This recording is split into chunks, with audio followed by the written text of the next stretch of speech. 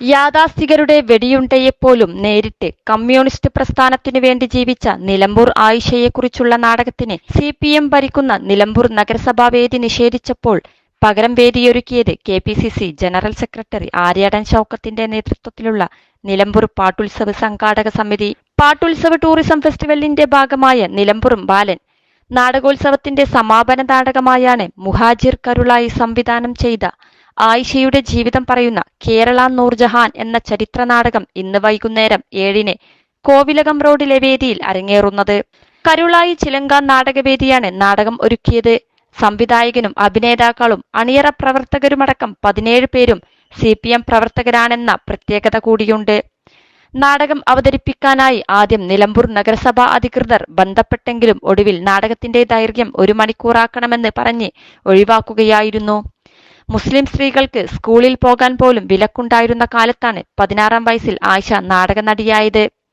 1952-ൽ നിലമ്പൂർ യുവജന കലാസമിതിയുടെ നേതൃത്വത്തിൽ EK അയ്മുവിന്റെയും doctor ഉസ്മാന്റെയും Nilambur ബാലന്റെയും നേതൃത്വത്തിൽ സാമൂഹ്യ രാഷ്ട്രീയ നാടകമായ ജ് നല്ല മനസ്സനാവാൻ നോക്ക് എന്ന നാടകം അവതരിപ്പിച്ചപ്പോൾ കേരളം മുഴുവൻ നാടകം അവതരിപ്പിക്കണമെന്ന് കമ്മ്യൂണിസ്റ്റ് പാർട്ടി തീരുമാനിക്കുകയായിരുന്നു.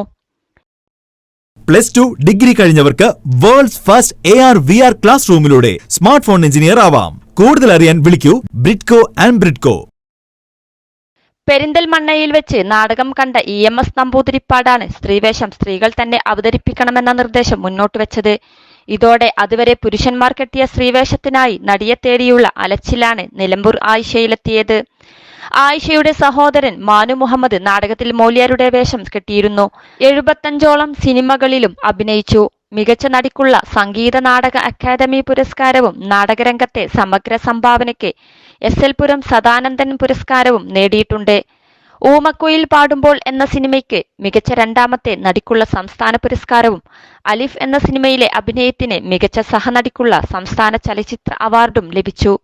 മലബാറിലെ കമ്മ്യൂണിസ്റ്റ് പാർട്ടിയുടെ വളർച്ചയിലും കേരളത്തിലെ നാടക പ്രസ്ഥാനത്തിലും ശക്തമായ സാന്നിധ്യമായ നിലമ്പൂർ ആയിഷ 88-ാം വയസ്സിന്റെ അവശതയിലും നാടകം കാണാനെത്തുന്നുണ്ട്.